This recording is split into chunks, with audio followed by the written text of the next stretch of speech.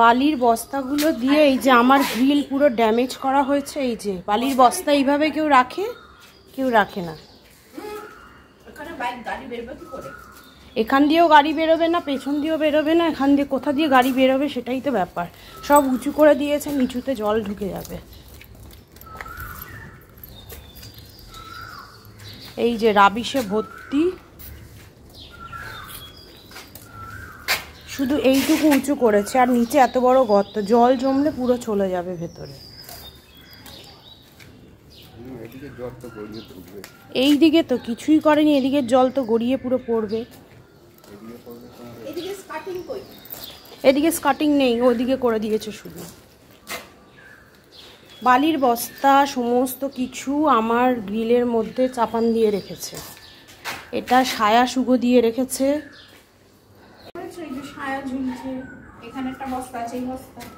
এই বস্তাগুলো কেন আমার গ্রিলগুলোকে পুরো ড্যামেজ করছে? গ্রিল ড্যামেজ হলে কি গ্রিলগুলো এইখানে ফ্ল্যাটের থেকে দেওয়া হবে? দেখুন তো নিচটা একবার কতটা ভেতরে ঢুকিয়ে দিয়েছে গ্রিলটাকে। এখানে একটা ছিটকিনিও ছিল, ছিটকিনিটা দেখুন, ছিটকিনিটাকে নষ্ট করেছে। এগুলো কে করবে? আমি গ্রুপের টাকা থেকে, মানে এখানে টাকা থেকে কিন্তু এটা ডিডাক্ট করব, কারণ এইভাবে কেউ কাজ করে না। এখানে এই দিকে বস্তাগুলো রাখা যেত, এই দিকে পুরো ফাঁকা, আর বস্তাগুলো এখানে রাখা। এখানেও বস্তা কেন? আমার গ্রিলের পেছনে কেন বস্তা? মেইন কথা হচ্ছে কি জানো, এই জায়গাটা হচ্ছে কমন প্যাসেজ, এখানে গাড়ি রাখার কোনো ব্যবস্থাই নেই। আমি প্ল্যান নিয়ে দেখিয়েছি, এখানে গাড়ি রাখার কোনো বন্দোবস্ত নেই। সিসি নেই এই ফ্ল্যাটের, মোদ্দা কথা এই ফ্ল্যাটে সিসি নেই।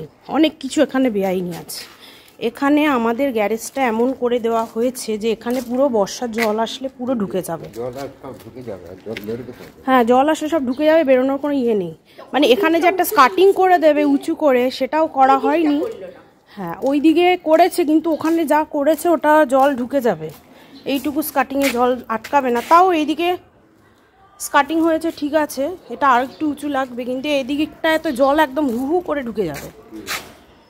তারপরে ভেতরে পুরো রাবিশ টাবিশ পড়া। এই যে আমি ভেতরেরটা বাদ দিলাম, বাইরে তো রাবিশগুলোর বস্তাগুলো ওইভাবে রাখা হয়েছে। তারপরে এই যে আমার গ্রিলে এখানে শুকোতে দেওয়া হয়েছে। কেন? এটা কি শুকনো দেওয়ার জন্য গ্রিলটা করা হয়েছে? এখানে যে আরও দুটো গ্যারেজ আছে সেগুলো তো ফ্রেশ, সেখানে তো কেউ শুকো দিচ্ছে না, এখানে সায়া ঝুলছে। ওয়াই কিসের জন্য সায়া ঝুলবে? এটা কি শুকো দেওয়ার জন্য করা হয়েছে? এই গ্যারেজগুলোতে কেন করছে না? এগুলো কেন ফ্রেশ রয়েছে? যদিও এগুলো বেআইনি, যদিও এটা কার পার্কিং এরিয়ার মধ্যে পড়ে, ফুল এটা কার পার্কিং এরিয়া। এখানে সবাই যে যার মতো দালান করে নিয়েছে। আর এখানে এইরকমভাবে, যেহেতু আমি এখন ফ্ল্যাটে থাকছি না, সেহেতু এখন এইভাবে এটাকে করা হয়েছে। আর বারে বারে আমাকে টাকার জন্য উত্ত্যক্ত করা হচ্ছে, টাকা দেওয়ার জন্য। আমার অলরেডি 12,000 টাকা দেওয়া আছে, তার আমি আজ পর্যন্ত কোনো হিসেব পাইনি। তার উপরন্তু আমি 6,500 টাকা দিয়েছি, আরও 6,500 টাকা ডিমান্ড করা হচ্ছে আমার জিনিস নষ্ট করে, আমার এরিয়া নষ্ট করে। সবার এরিয়া পরিষ্কার। যে কাজ করার সময় এখানে মই দেওয়াতে আমার ওপরে শেডগুলো ভাঙা হয়েছে। এই যে দেখুন, এই যে শেড, এবং ওপর থেকে পড়ার জন্য আমার এখানে এই যে সানসেটটাও ড্যামেজ হয়েছে। আপনারা দেখতে পাচ্ছেন কি না জানি না, সানসেটটাও ড্যামেজ হয়েছে, এটাও হয়েছে, ওটাও হয়েছে। দেখুন ভাঙার পাশাপাশি হয়েছে।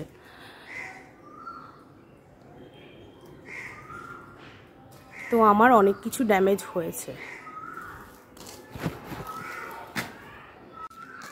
এটা হলো কিন্তু পুরোটাই কমন প্যাসেজ, বুঝেছো? এটা পুরোটাই কমন প্যাসেজ।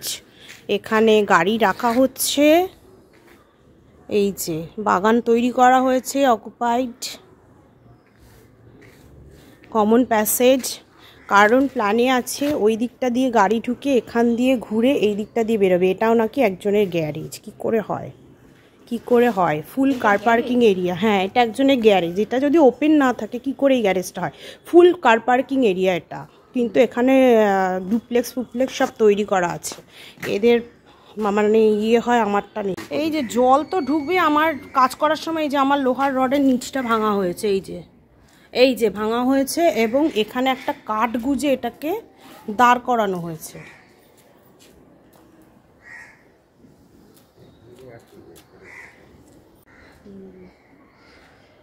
কি করব বন্ধুরা, তোমরা বলে দাও। এটাকে পোস্ট করতে হবে, পোস্ট করে দেবো আমি। ফ্ল্যাটের অরাজকতা, ফ্ল্যাটের একনায়কতন্ত্র।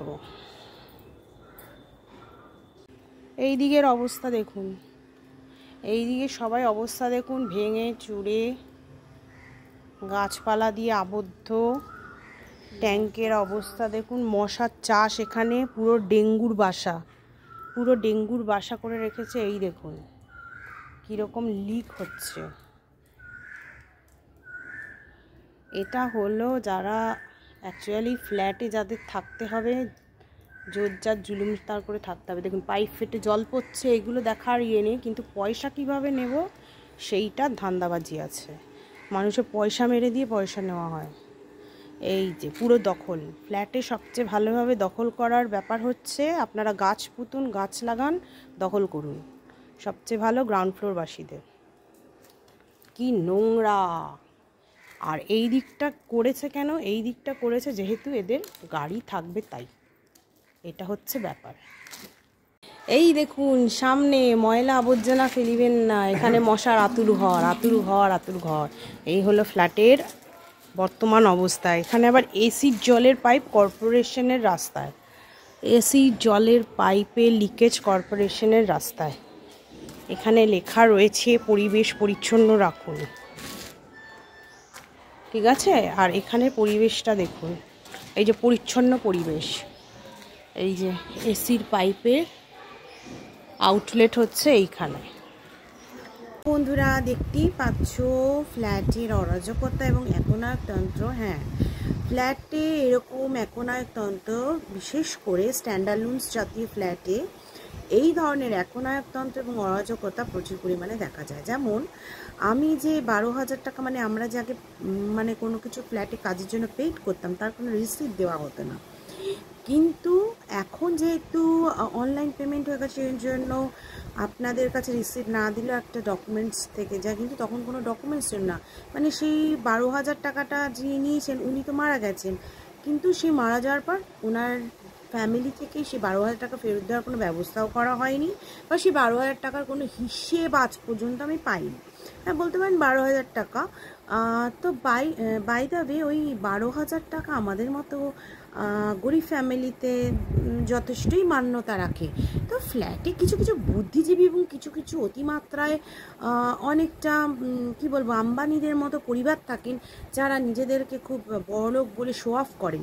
কিন্তু আমার মনে হয় তারা যখন এতটাই বড়লোক, এতটাই আম্বানির মতো, এতটাই 3-4টে ফ্ল্যাট আছে, তারা কেন এইরকম গরিবের ফ্ল্যাটে থাকতে আসে, এরকম ভাঙাচোরা ফ্ল্যাটে থাকতে আসেন, সেটাই হচ্ছে আমার মাথার প্রশ্ন।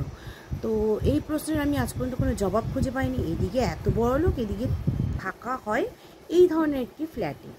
তো এখানেও অনেক সুন্দর সুন্দর ফ্ল্যাট আছে, সেরকম ফ্ল্যাটে থাকতে পারত। যাই হোক, আমি তো এখানে কনস্ট্যান্টলি আছি অনেক বছর ধরে। তো আমার 12,000 টাকা যেটা চলে গেছে, সেটা তো আমি মানে কি বলবো, আমার যে 12,000 টাকা চলে গেছে সেটা তো আমি এখনও রয়েছি, আমি দিয়েছি এবং আমি এখানে এখন স্টে করছি। এবং আমার এই 12,000 টাকা দেওয়ার নাম শুনে আরেকটা ফ্যামিলি এবং আরও 2-3টে মানে যতজন ফ্যামিলি আছে সবাই নাকি টাকা দিয়েছিল, তাদেরও টাকার কোনো হদিশ নেই। কিন্তু এখানে সমস্ত ফ্যামিলি তারা নিউ ফ্ল্যাট কিনেছে, তো তাদের সব কিছুই নিউভাবে রিনিউয়াল হওয়ার কথা। তারা পুরনো কি হয়েছে, সে পুরনো যিনি ছিলেন তার ব্যাপার।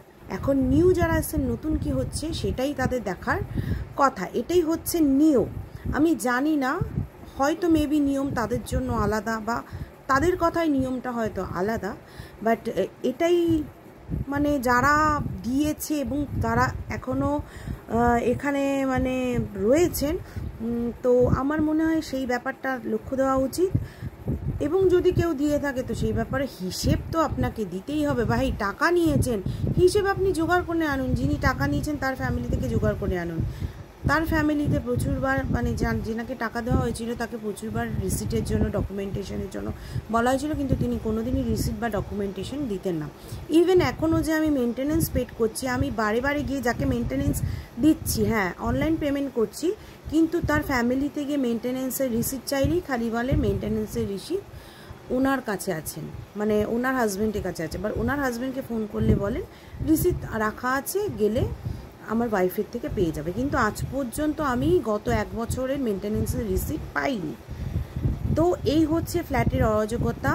আর এখানে আমি গিয়ে যা দেখলাম, ফ্ল্যাটে হয়েছে এদের গাড়ি রাখার সুবন্দোবস্ত করা হয়েছে, আর কোনো মেনটেনেন্সের সেরকম কাজ হয়নি। হয়েছে খুবই সামান্য, কিন্তু বিশেষভাবে খুব ভালো করে হয়েছে গাড়ি রাখা সুবন্দোবস্ত। এবং নিজেদের গাড়ি রাখা সুবন্দোবস্ত করতে গিয়ে অন্যের জায়গার মেরে দিয়েছেন পুরো। এখন আমার বর্তমানে ওই জায়গা সারাতে খরচা পড়বে 5,500 থেকে 6,000 টাকা। তো এই টাকাটা কে দেবে? এমনি তারা 12,000 প্লাস 6,500 টাকা নিয়ে বসে আছেন। ইভেন এখনও আবার 6,500 টাকার দাবি করছেন। আমার সানসেট ভেঙেছে, আমার যে ফাইবার ছিল সেটা ভেঙেছে, এবং আমার গ্যারেজটা পুরো নষ্ট করেছে। মানে গ্যারেজটাকে একটা ছোটোখাটো পুকুর বানিয়ে রেখেছে, ডেঙ্গুর আঁতরঘর, মশার আঁতরঘর বানিয়ে রেখেছে। তো এটা তো আমাকেই ঠিক করতে হচ্ছে, তাই না? তো আপনাদের কি মতামত বন্ধুগণ, সেটা আমাকে জানান।